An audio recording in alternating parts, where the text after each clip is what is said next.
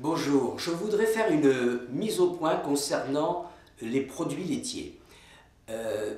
Il y a, selon moi, une confusion permanente qui est entretenue à la fois dans la presse, dans la connaissance de la population générale et même parfois parmi le corps des enseignants et praticiens et médecins. Le problème du produit laitier est souvent assimilé à tort exclusivement au lactose.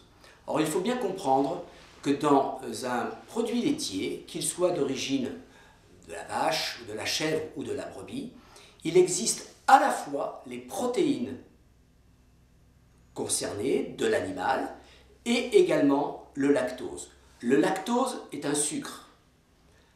Ce sucre doit être normalement dégradé par une enzyme qui s'appelle la lactase, qui permet de dégrader donc, le lactose en glucose et en galactose.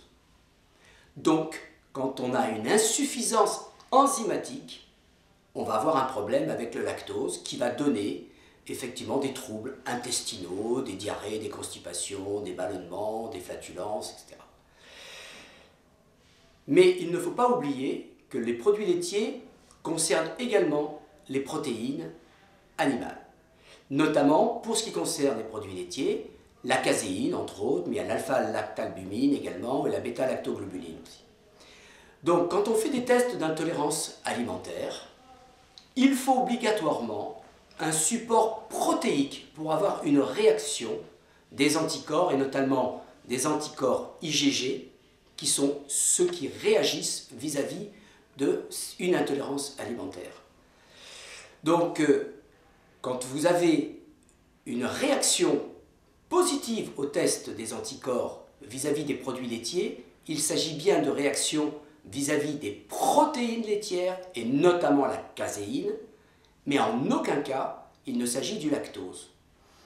En résumé, on peut avoir une intolérance aux protéines sans avoir d'intolérance forcément au lactose. On peut avoir une intolérance au lactose par déficit enzymatique en lactase, ne pas être intolérant à la protéine de la vache. On peut être, troisième situation, intolérant à la protéine, mais aussi malheureusement au lactose. Et en quatrième situation, on peut être totalement négatif, ne pas avoir d'intolérance aux protéines laitières, et également ne pas avoir de problème avec le lactose. Donc je crois qu'il est extrêmement important de bien différencier ça, parce que dans l'opinion générale, quand on parle d'intolérance aux produits laitiers, tout le monde imagine, beaucoup de gens imaginent qu'il s'agit d'un problème concernant le lactose.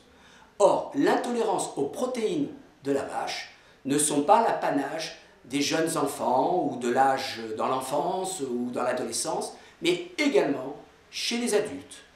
Donc un adulte qui ne supporte pas les produits laitiers, il faut être capable de faire la différence entre une intolérance aux protéines ou une intolérance au lactose. On a les moyens diagnostiques pour le faire, il faut le faire et il faut bien reconnaître cette différence.